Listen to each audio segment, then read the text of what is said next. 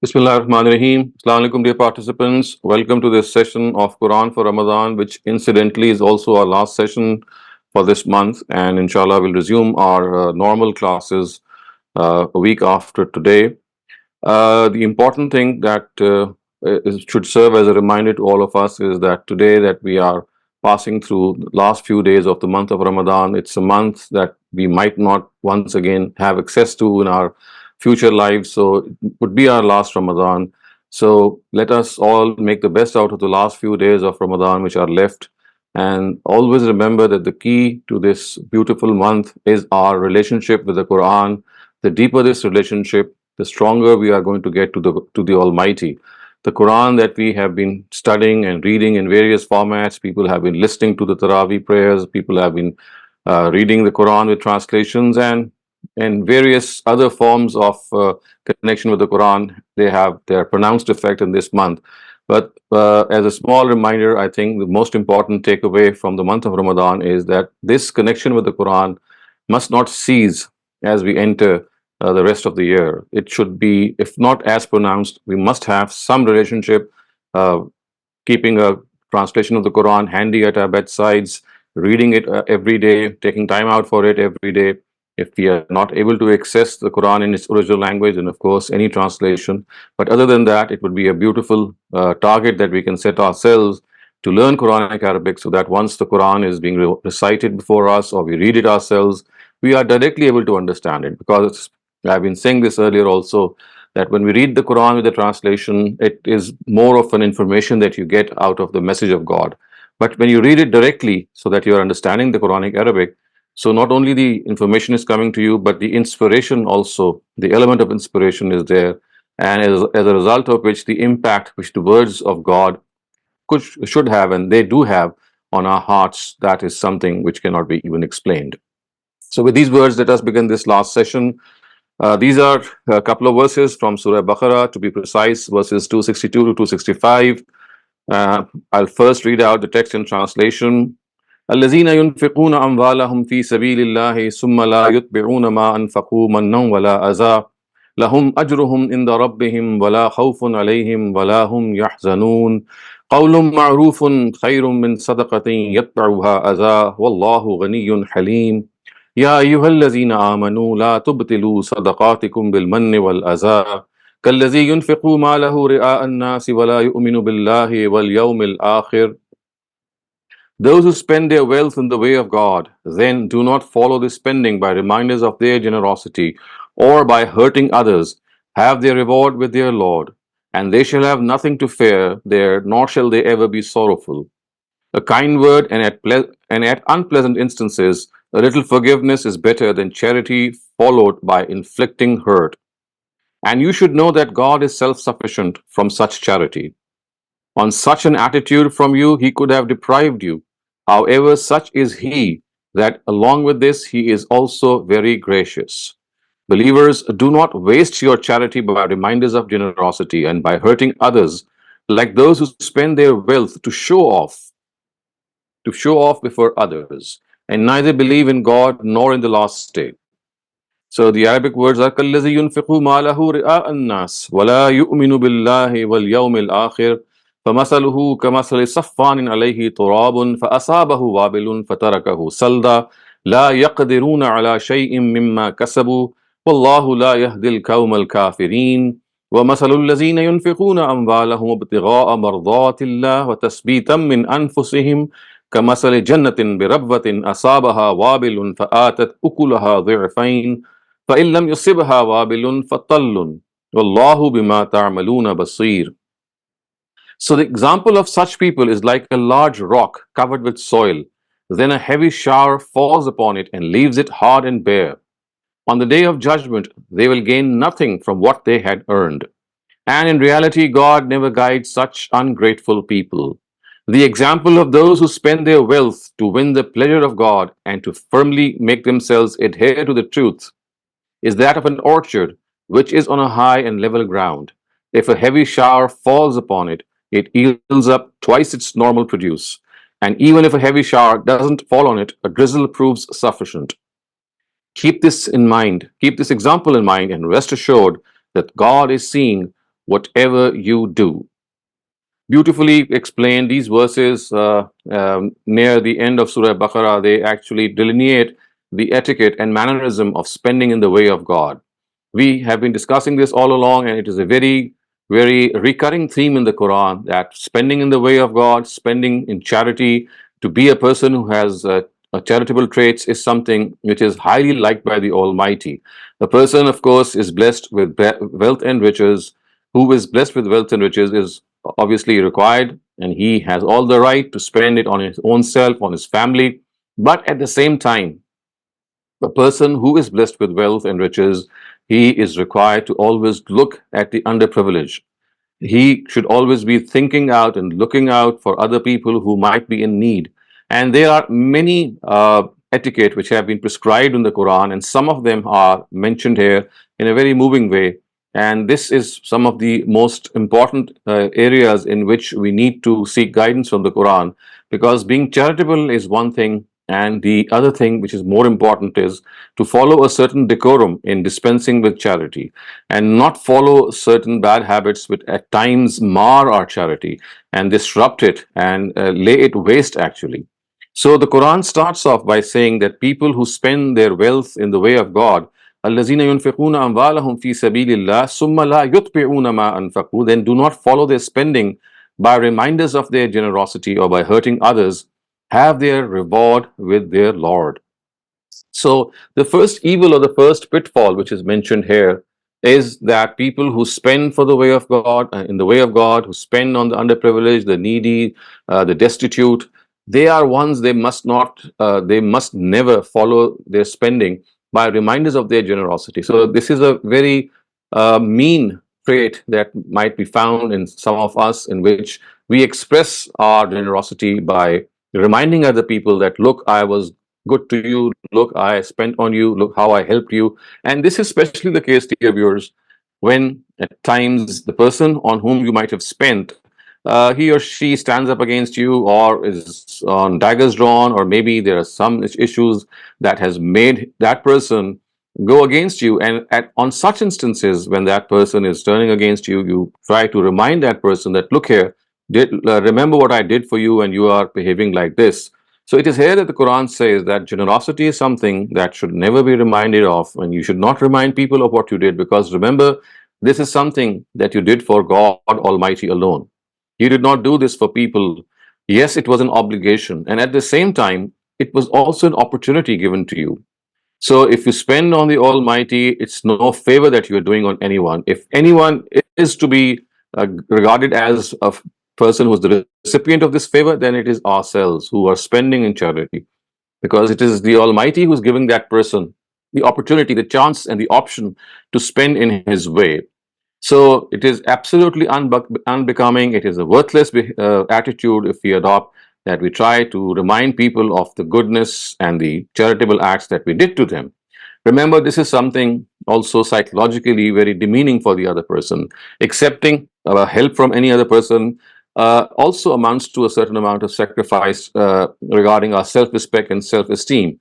So a person who's receiving something from us is already at the receiving end, and he is or she is already thinking that her own self-esteem is put to some compromise. So this is one thing that is already in compromise. So when you add this, and when you add to this by reminding that person about your own generosity, about how you were so charitable to that person, then this further actually damages the self-esteem of that person. And the Quran says that this is something which should not be done.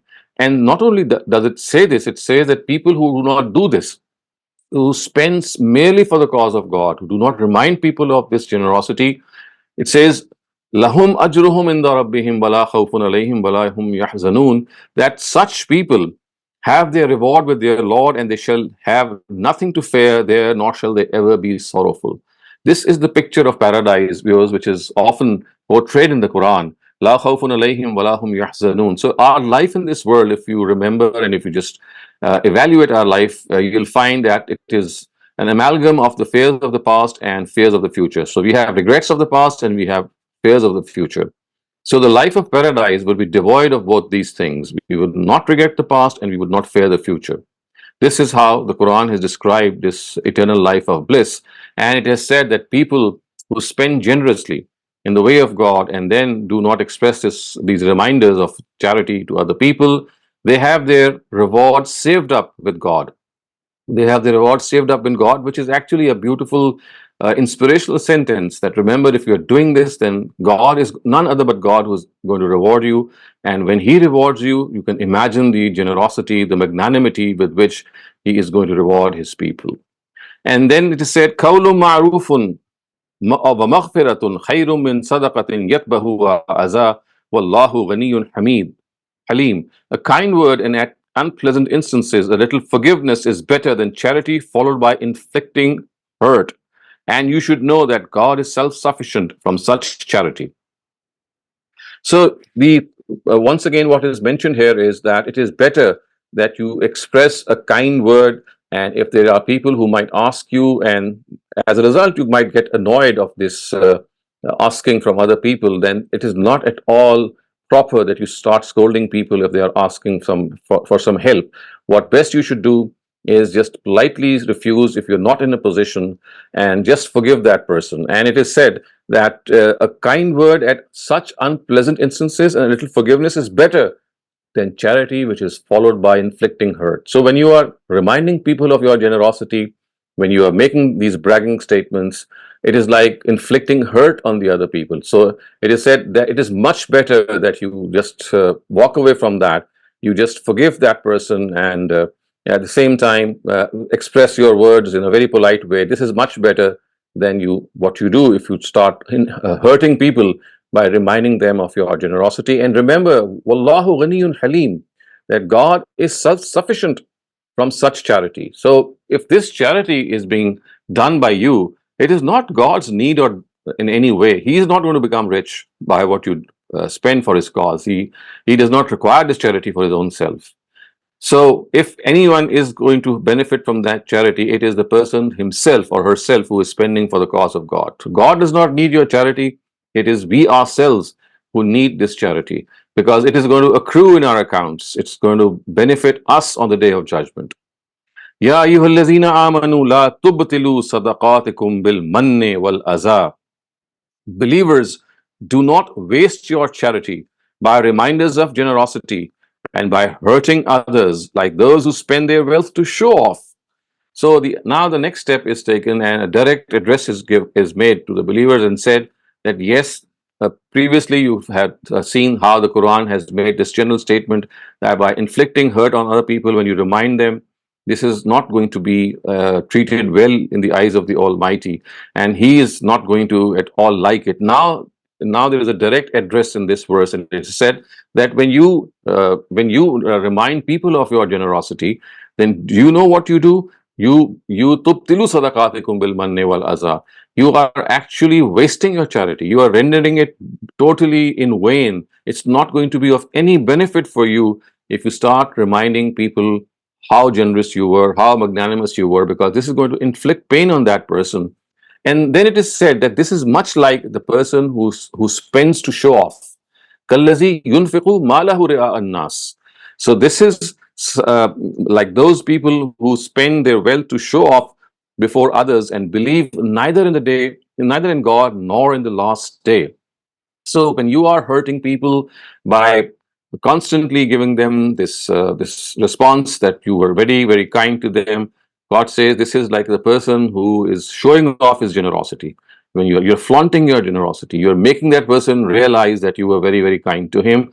Not only is it laying your own charity to go waste, it is also making you show off your charity. It was something that you was required to do merely for God, but because of these sentences, now it has become a show off. It's a boast. It's an element of boast from you, which is something God says is like the spending of that person who does not believe in God or in the last day. And then it says that the example of such people is like a large rock covered with soil. Then a heavy shower falls upon it and leaves it hard and bare. And on the day of judgment, they will gain nothing from what they earned. And in reality, God never guides such ungrateful people. So once again, the parables of the Quran that abound whenever such directives are given. So the example is given here that when there is soil which is covered by there is a rock which is covered by soil, and whenever there's a heavy downpour, what happens is that soil goes away and the rock is bared upon, and one can see it. So it's like a barren thing at all instances. And in a very similar way, on the day of judgment, whatever we would such people would do, it will end up as a waste. It will have nothing to reward them. And in reality, God does not guide such ungrateful people. And then it gives another example, the parallel example of those who do not adopt this attitude. It says that the example of those who spend their wealth to win the pleasure of God and to firmly make themselves adhere to the truth is that of an orchard which is on a high and level ground. If a heavy shower falls upon it, it yields up twice its normal produce. And even if a heavy downpour or a heavy shower doesn't fall upon it, a drizzle proves sufficient. So people who spend for the cause of God, to remain attached to Him, to remain attached to the truth, for them, this rain, if it rains down in a normal fashion, it produces double the produce. And if even a drizzle is there, it still lights up with vegetation and becomes lush. Meaning that a very small effort will end up earning that huge reward. And the Almighty says, keep this in mind. Wallahu bima ta'maluna basir, and you should rest assured that God is seeing whatever you do. So whatever little you might do or whatever great you might do, it's like the example that has been just cited here, that just a little shower is enough to make that land produce manyfold. If that land produce at least a normal produce if that shower is light. Otherwise, for a normal shower, it would produce twice the produce. Once again highlighting the fact that when a person is doing something with dedication for the cause of God, not boasting, but merely to remain attached to God and to the truth that has been unveiled before him, then such will be his reward. So viewers, with this we come to an end to this session and as a result to this whole series. And I hope that this series has been beneficial for all of us in being reminded of what the Quran has said in these words. And once again, with a small reminder that once we enter the rest of the year, let us be more mindful of having this relationship with the Quran, giving more time to it, giving more time to understanding it, reflecting over it, and as much as possible following what we read in the Quran. So with this, I'll just pass on this mic to Aruba, who's going to now conduct the Q&A session. Thank you, Dr. Shehzad, for the guidance, not only today, throughout Ramadan, and also the valuable insight to today's verses. Our first question comes from Ibad Ajmal. Please unmute your mic and ask your question. Assalamu alaikum, Dr. Shehzad. Thank you so much for this, all of these sessions. My question is, sometimes you give somebody, you lend somebody some financial help, they're in need. And sometimes uske baad aapko kabhi zarurat padti hai, but you know that they're not in a position to pay you back.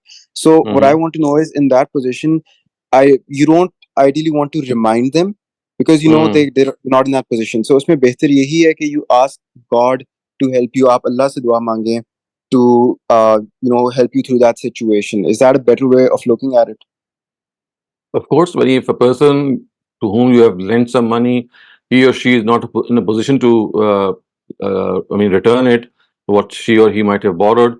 Yes, you can seek God's help, obviously, and if you think that reminding that person directly would not be something appropriate, that is, of course, something that you can do. Maybe you can use the services of some third party who might remind that person. And if you think that it's a lost cause, then you can, bless that person with that money and just think that it is the charity or the zakat that was liable on you that you have spent on that person. Thank you, Dr. Shehzad. Next question comes from Saima. Please unmute your mic and ask your question. Assalamualaikum and thank you. मेरा question ये, जब हम कुरान का खाली तर्जुमा पढ़ते हैं तो उसमें I get confused few places. One of that is अल्लाह ताला किसी इंसान के ऊपर उसकी इस्तिताअत से ज्यादा बोझ नहीं डालता, and other one is that कि Allah will replace जो चीज आपके पास से चली गई है, it will be replaced by something better. It is for us, और या ये नबी करीम सल्लल्लाहु अलैहि वसल्लम के context. I could not get the second verse that you are referring to. दूसरा वाला ये कि अल्लाह ताला, आई डोंट नो, मुझे एग्जैक्टली तर्जुमा तो याद नहीं है, मगर वो उसका कुछ जो मीनिंग है वो इस तरह से है कि आपकी जिंदगी में से अगर कोई चीज चली जाती है तो it will be replaced by something better. जहाँ तक मुझे याद है। और दूसरा ये कि अल्लाह ताला आपकी ज़ात इंसान के ऊपर उसकी इस्तिताअत से ज़्यादा बोझ नहीं डालता। अगर ये बात है, तो बहुत सारे लोग हैं जिनकी ज़िंदगी में दुःख आते हैं, तो वो they commit suicide and they gone mad और वो उसको बर्दाश्त नहीं कर पाते और अगर they die by theirself. So I think if you just consult the Quran's context wherever these verses have occurred, especially the first one, which is "La yukallifullahu nafsan illa wus'aha," that God doesn't burden a person beyond his capacity. This is not related to, your personal disposition or your own proclivity towards extreme suicidal thoughts or even acts of suicide. It refers to the fact that the Sharia which is given by God is not, following that Sharia is not beyond a person's capacity. And this has been stated in particularly because of the fact that the previous nations from whom we inherited the next round for delivering the truth to mankind, the Israelites, they were burdened with certain punishments of Sharia, which they actually restricted themselves by asking too many questions from God, and as a result, the circle of or the sphere of directives became so strict upon them that it became very difficult for them to even follow them. And then the next thing that they did was that instead of following those strict directives, they started inventing excuses and subterfuges to bypass them. So this is a special situation which was afflicted. Which the Jews and the Israelites were afflicted with. So the Quran has made this clear that now, with the advent of the last messenger, the Sharia which is now being given to you is not going to be something that you cannot, which is beyond your capacity, because this is something that was given to previous nations, and they, when they acted rashly and arrogantly, so out of their rebelliousness, they were punished, and the Sharia that was given to them was beyond their capacity. So this is in relation to that specific context in most cases. As far as your second question is concerned, unless you bring a specific verse, the only verse that comes to my mind of something similar is "Walal akhiratu khairun laka min al-ula." That is something which addresses the Prophet and says that the coming times would be better than the time that you are passing through now. And of course, this is something which was said to the Prophet as an assurance when he started off his preaching. Muslims and he himself, all of them were subjected to severe torture and persecution.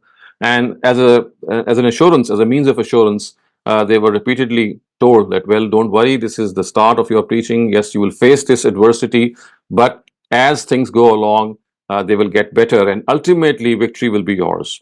Thank you, Dr. Shehzad. Rafia Khwaja, you may ask your question now. Dr. Shehzad, thank you very much for all these fantastic session.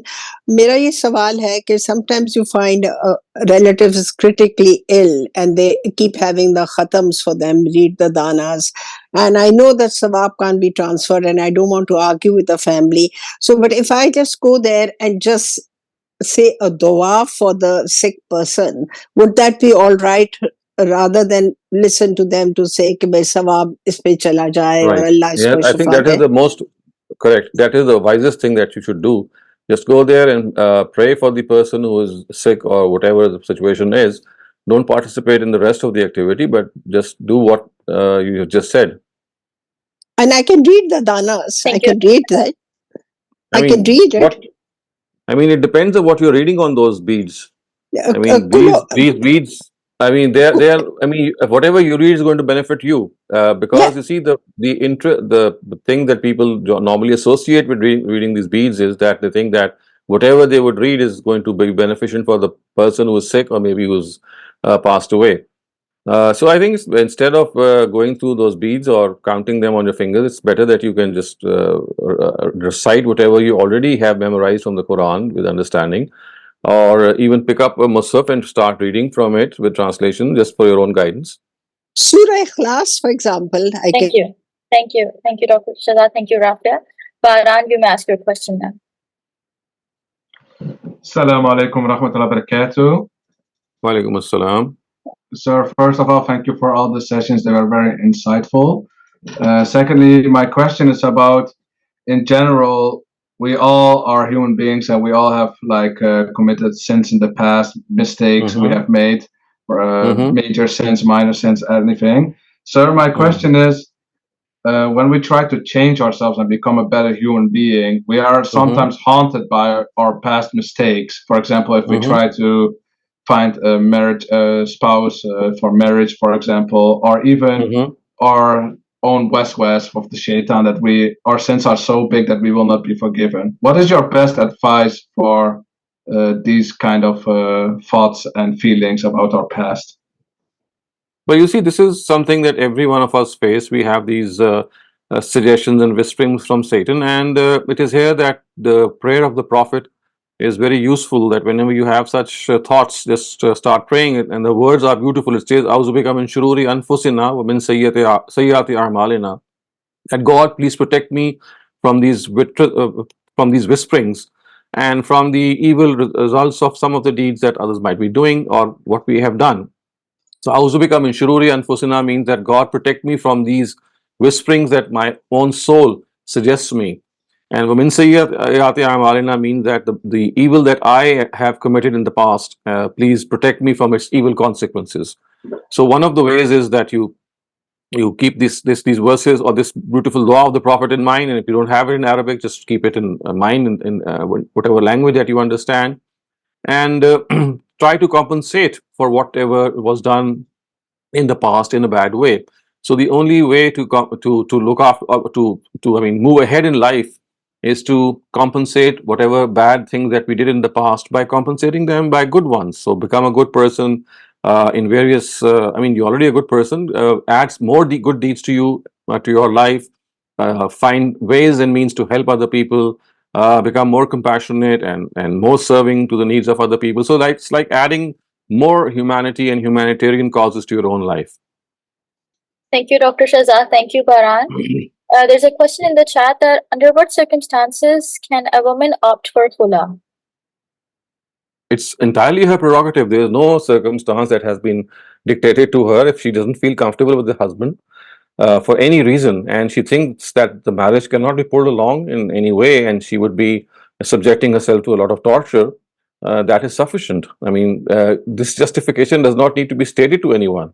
She has to be justified in before her own conscience that she just cannot live with this person for any reason. The reason could be anything that might be subjective or objective. I'm sorry. A very long time ago, I heard this. I heard this thing in the name of hadith that if a woman does not like the face of her husband, she can take a divorce. Is this true or is it a sentence? Yes, this is just an instance which is quoted in the life of the Prophet, that once a woman came to her and she wanted divorce from her husband.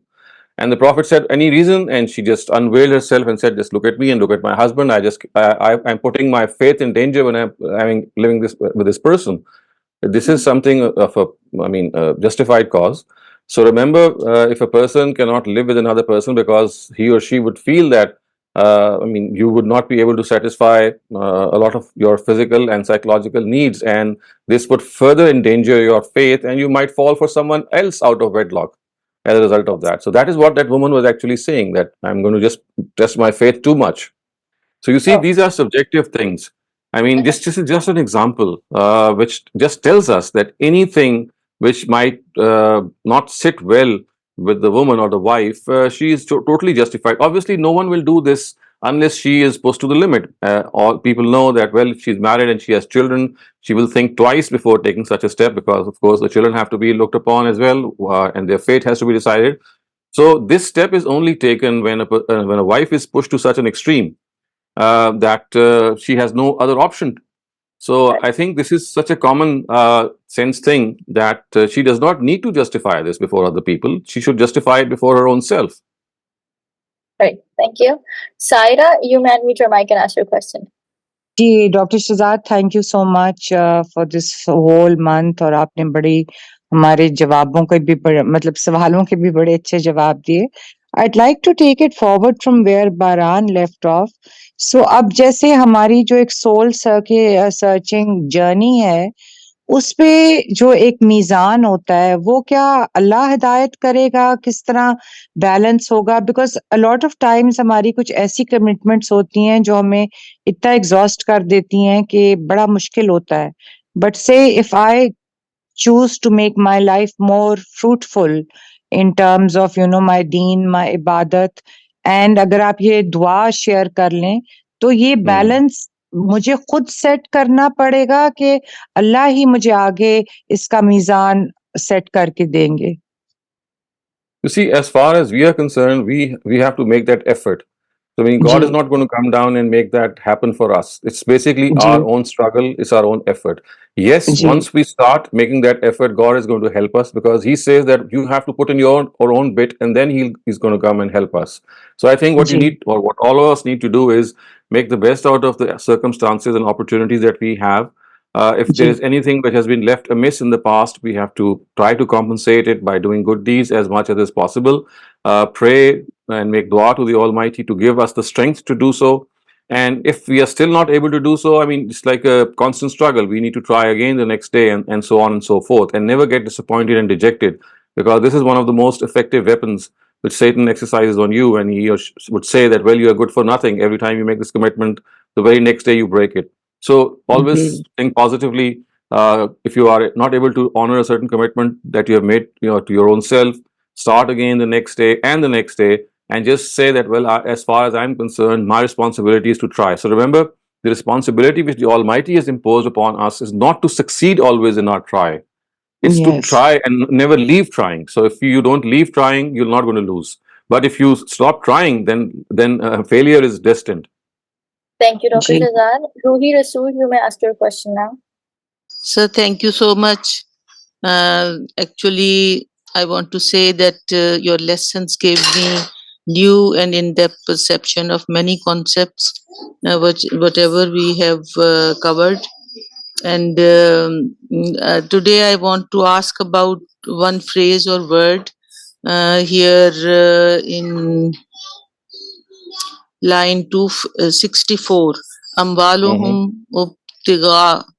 So this word mubtigha, this Ibtigha. word baghi, yes, this this gives me a lot of confusion because it has No. been used in a number of ways, different meanings of this word. So here, what does it mean here? And usually it is used in the sense of baghi, that is biqabat, but here So it you see, is this is not the used in same a word. different sense. These are two different words. Bagha or baghi is, of course, rebellion. This is ibtigha. Ibtigha means to find out, to search for something. So ibtigha marzatillah means to search for the pleasure of the Almighty, to seek the pleasure of the Almighty. So ibtigha is different from bagha. Bagha is rebellion, but ibtigha is to find out something. Thank These you. are Okay, sir. different Thank you constructions. so much, sir. Thank you, Jazakallah. Ruhi. Imran Ahmed, you may ask your question now. Yeah, Assalamu alaikum, Dr. Saab. So my question is related to, I'm trying to tie the knot between, trying to find the overlap or connection between the aspect of, increased aspect of mental health awareness, self-development, or reflection that the world is now, very big on, versus what you just mentioned about never losing hope in Allah. Because the first aspect talks a lot about keep persevering with things, keep trying, keep developing yourself, tapping to potential. And also, importantly, it says, no one's coming to rescue you. It's all yourself. So you have to do everything yourself. Stop waiting for that magic moment that you'll be rescued. So I'm trying to tie that with, the aspect in Islam where we're told never to lose hope. And what you just mentioned, for example, that you try your best and then you leave it up to Allah. So, we find people successful in combating their problems, whether Muslim or non-Muslim in a way. So just wondering how do you see the connection or um, it being averse to each other, and how do you read that? I think they are basically complementing one another. As I said, just to answer in a previous question that basically this is our own struggle, and I mean, when we are not losing hope, we are being positive, and we are at the same time reevaluating our wants and our desires also, because you see, at times we do come to realize that what we are expecting from God, or maybe what we are proposing for our own self that this should happen, as some time passes, we realize that perhaps that was something which is not viable at all, or perhaps that is something which is not feasible to have happened at this moment. So at times we revise our strategy. So when we reevaluate, we revise our strategy. So that is another aspect that should be kept on being done, so that when we are imagining something to have happen in the future, or should it be happening in the future, we should always think that what we are imagining has a feasibility in it, and it's something that could be an appropriate thing. So at times we revise our strategy, and at times we don't, because we think that we have done all of what was required, and then we wait for God's help by executing what we were required to do, and of course making dua to the Almighty. And remember, as far as the outcome is concerned, either it will be deferred, either it will never happen, or it will happen, or the fourth outcome generally is that the Almighty is going to store that dua for you as a reward in the hereafter. So these are the four outcomes. But come what may, all of these four outcomes should make us remain positive. Thank you, Dr. Shehzad. There's another question. For example, in our workplace, I believe that this specific task that I do is better than some other person if he does the same task. Does that count in takabbur? Certainly not. As long as you don't express it in a vehement way, as long as you don't dominate the other person and let some third party decide, maybe you can give an objective criteria that this is how you would go about doing that. But if, for example, if none of this is possible and you in your heart feel that yes, I can do a certain task better than the other person, this is this is not arrogance at all. This is just a self-estimation about your own ability or your own aptitude. Thank you. The other part of the question is feeling a slight jealousy when you see someone doing, wearing, or looking better than you, but then this feeling goes away because I say astaghfar and even try to praise the person. Right. Is it normal for a moment? It is normal, because you see, such thoughts do come. Don't think that these thoughts are actually thoughts that you are following. So these are suggestions and whisperings that come to you and that they cross your mind. So the Sahaba would ask this question to the Prophet, and they would say that, well, at times things cross our minds which are so bad and so grave that we are not even able to express it before you, and we feel that these are a threat to our faith. And the Prophet said that this is exactly the sign of faith. So you see, when something crosses your mind in a very, and something that crosses your mind is something which is very, very grave and something very, very, maybe even horrible, that doesn't mean that you don't have any faith. That's just the suggestion that's come to your mind. Either it's from your own self or from Satan. It is the next step which is important, and that is to just brush it away, just ignore it. So that is where human element comes in. The first part is just a whispering. It's just a suggestion. It's like a brainwave coming from anywhere. I mean, we know the source is either Satan or our own soul. So that is something which is always going to happen, because this is how God is testing us. The real thing is that we are able to just brush it away. Yes, thank you. There's a very brief question. If we add a third party to ask a question for ask a person for the money that we probably lend them, would it not embarrass them more? Well, you don't need to disclose your own name. I mean, there are so many instances, and you can ask the third person to start narrating a story, and just to remind that person, narrating a very, let's say, hypothetical story in which you say, well, there are people who lend money and there are other people who borrow money, and at times they don't honor their words. You see, instead of making it a real life incident, it can be insinuated in the form of a story, maybe a real story or maybe just a hypothetical story, so that that thing crosses the mind of the borrower that he or she is liable to someone. So it's a subtle way of that reminder. Thank you so much, Dr. Shehzad, for this beautiful journey with Quran in this Ramadan. And thank you all the people, all the guests who participated and helped us gain more knowledge of Deen. And may Allah accept our du'as and help us be among the people He loves. Have a great Eid, everyone. Allah Hafiz. Allah Hafiz. Thank you very much.